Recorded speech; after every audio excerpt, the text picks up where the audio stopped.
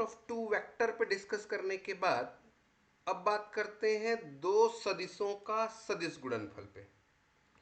दो सदिशों का सदिश गुणनफल वास्तव में एक सदिश होता है और इसको हम लोग वेक्टर प्रोडक्ट या फिर क्रॉस प्रोडक्ट भी कहते हैं। समझिएगा बात को कि अगर दो सदिशों का क्रॉस प्रोडक्ट करें, आप दो सदिशों का वेक्टर प्रोडक्ट अगर निकालें तो जो नया प्रोडक्ट निकलेगा वो क्या होता है, एक्चुअल में सदिश होता है। सदिश मतलब क्या, वेक्टर। वेक्टर में डायरेक्शन भी होना चाहिए और मैग्नीट्यूड भी होना चाहिए। कैसे निकालते हैं, तो इसको आप ऐसे समझिए कि दो सदिश अगर लेते हैं हम लोग और उनका अगर वेक्टर प्रोडक्ट निकालें तो वो क्या होता है, वेक्टर होता है। तो अगर ये वेक्टर है, सदिश है, तो इसका परिमाण होना चाहिए। कैसा होता है इसका परिमाण, दोनों सदिशों के परिमाण और उनके बीच के कोण के थीटा, उन दोनों के बीच के कोण थीटा के ज्या मतलब साइन के गुणनफल के बराबर होता है। और दिशा भी चाहिए, क्योंकि सदिश है तो दिशा। दिशा किधर होगा, जिस तल में दोनों सदिश हैं उस तल के लंबवत होगा। ठीक, अगर आप इस स्क्रीन पे देखें तो आपके इस स्क्रीन से आपकी ओर बाहर निकलेगा, वो जो प्रोडक्ट होगा उसकी दिशा इस स्क्रीन से आपकी ओर होगा, लंबवत बाहर की ओर। ठीक, इसको समझते हैं। देखिए पहले हम लोग डेफिनेशन पे आते हैं कि अगर दो वेक्टर ए और वेक्टर बी हैं तो इन दोनों का वेक्टर प्रोडक्ट क्या होता है, सदिश होता है। ठीक, और उस सदिश में, उस सदिश का जो परिमाण है दोनों सदिशों के, दोनों सदिशों के परिमाण और उनके बीच के कोण थीटा के ज्या के इक्वल होगा। और दिशा, दिशा उस सदिशों के तल के लंबवत होगा। एन दिशा को बताएगा, ए बी साइन थीटा, और एन दिशा को बता रहा है। ए बी साइन थीटा किसको बताएगा, परिमाण को, और एन किसको बताएगा, दिशा को। यहां ध्यान दीजिए आप कि यहां एन जो है वो ए बी जिस तल में है, जिस प्लेन में ए और बी रहेगा उसके परपेंडिकुलर डायरेक्शन में यूनिट वेक्टर होता है। ठीक, और दिशा कैसे पता करेंगे, तो इसको दाहिने हाथ के नियम द्वारा दी जा सकती है। ठीक, मतलब ए क्रॉस बी का जो डायरेक्शन है वो एन के डायरेक्शन में होगा। क्लियर हुई बात। यहां पे एन क्या है, यूनिट वेक्टर है। कौन सा यूनिट वेक्टर है, प्लेन जिसमें ए वेक्टर और बी वेक्टर है उसके परपेंडिकुलर डायरेक्शन का वेक्टर है। मतलब ए क्रॉस बी का डायरेक्शन अलोंग एन होगा। इसको ऐसे समझते हैं, देखिए अगर मान लेते हैं ये जो लाइन है ये वेक्टर ए को दिखा रहा है, एक दूसरा हम लोग ले लेते हैं रे, ये वेक्टर बी को दिखा रहा है, और इनके बीच का एंगल, इनके बीच का एंगल मान लेते हैं ये थीटा है, इनके बीच का एंगल थीटा है। इन दोनों का अगर क्रॉस प्रोडक्ट निकालेंगे तो मैग्नीट्यूड कैसे निकलेगा, इसका मैग्नीट्यूड और इसका मैग्नीट्यूड और इस थीटा के कोज्या, सॉरी इस थीटा के ज्या यानी कि साइन थीटा, इन सब का प्रोडक्ट, इन सब के प्रोडक्ट के इक्वल होगा। और डायरेक्शन जो रहता है ना ये होगा, यानी कि ये यूनिट वेक्टर एन का डायरेक्शन है। ठीक, ठीक, मतलब ए क्रॉस बी का डायरेक्शन ये होगा। पहचाने कैसे, आप क्या करिए, अपने इस फिंगर को किधर कर्ल करना है, किस डायरेक्शन में कर्ल करना है, किस डायरेक्शन में मोड़ना है, जिधर एंगल जा रहा है ऐसे मोड़ लिए। तो थंब किधर जाएगा, ऊपर की ओर, तो ये हो जाएगा आपका ए क्रॉस बी। अगर इसी एंगल को मैं ऐसे कर देता तो ये नीचे आ जाता, थंब, थंब नीचे की ओर आता और ये फिंगर किधर मुड़ते, बी से ए की ओर। तो आपको इस फिंगर को किधर मोड़ना है, जिधर एंगल जा रहा है, मतलब ए क्रॉस बी के लिए।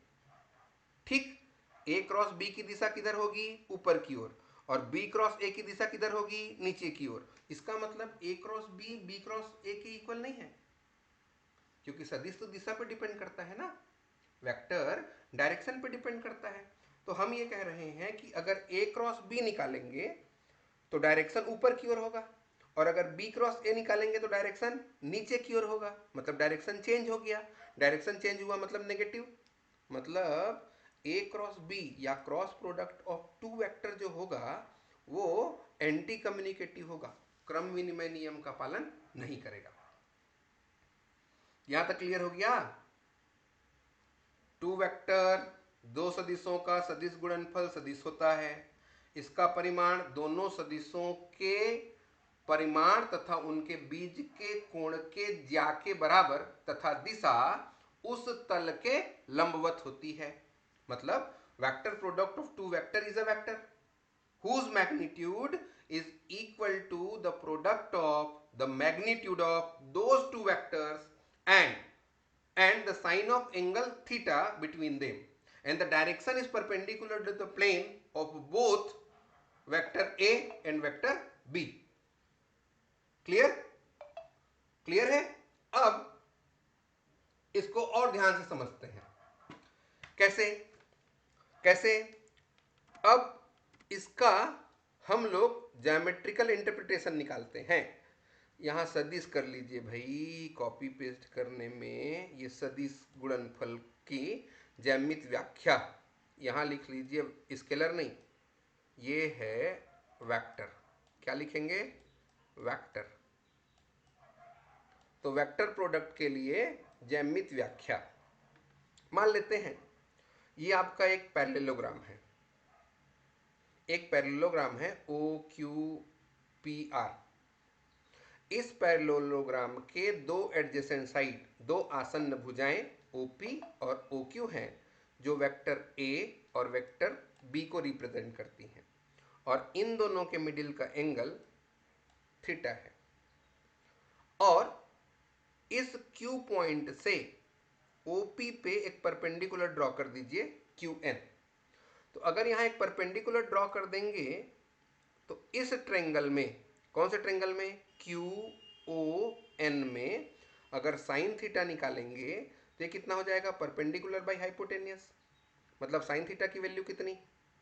Perpendicular by hypotenuse.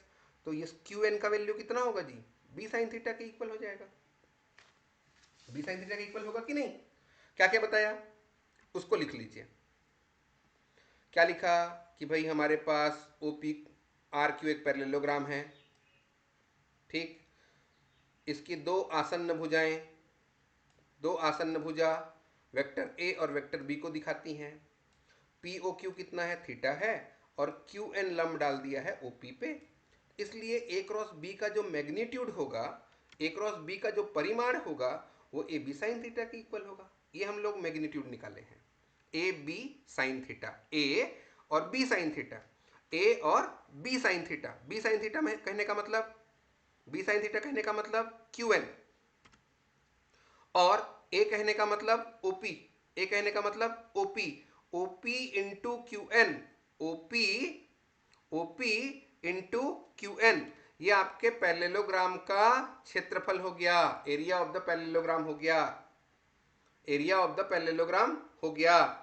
इसका मतलब क्रॉस प्रोडक्ट का अगर मैग्नीट्यूड निकालना है तो वो आपके पैरेललोग्राम के एरिया के बराबर होगा। क्लियर हुआ? क्लियर हो गया? और डायरेक्शन की बात है तो उसके लिए आपके पास रूल है कि राइट हैंड थंब रूल लगा दीजिए।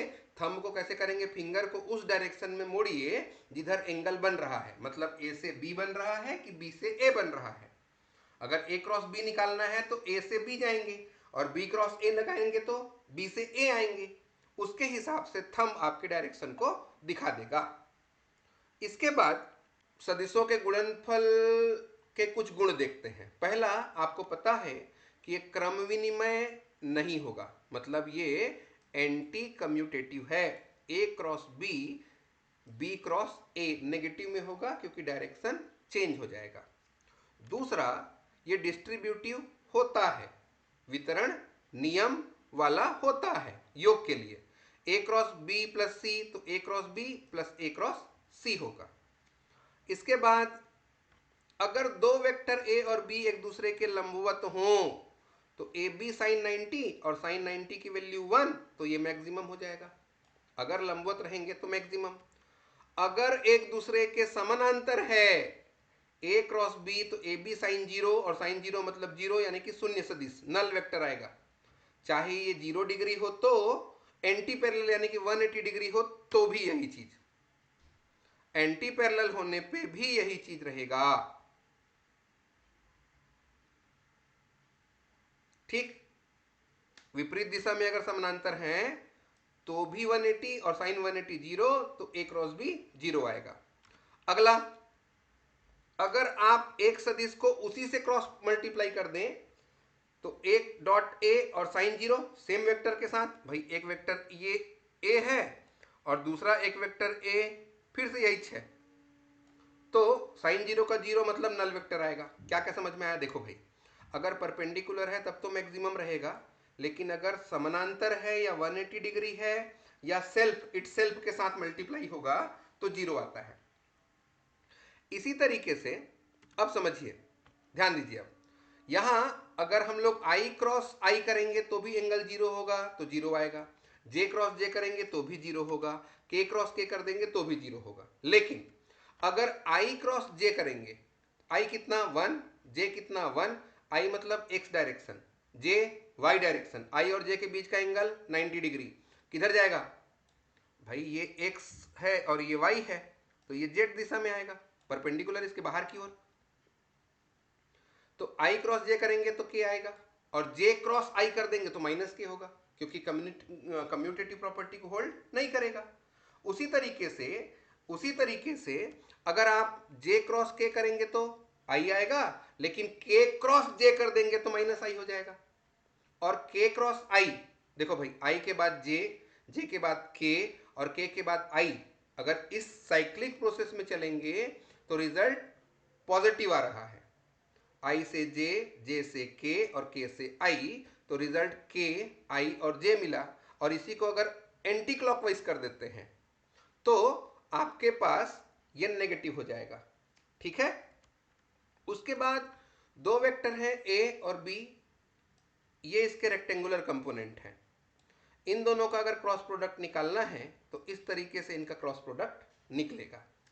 और इनके बीच का अगर एंगल निकालने की बात करें आप, तो ए क्रॉस बी में वेक्टर ए और वेक्टर बी के मैग्नीट्यूड को डिवाइड कर दीजिए तो आपके पास साइन थीटा आ जाएगा। ये है थोड़ा जल्दबाजी में किया हुआ वेक्टर प्रोडक्ट। अब जल्दबाजी क्यों? क्योंकि स्केलर प्रोडक्ट आपको समझ में आ गया है। और अगर ये समझ में नहीं आ रहा तो पहले आप स्केलर प्रोडक्ट समझिए, मेरे ख्याल से ये समझ में आ जाएगा।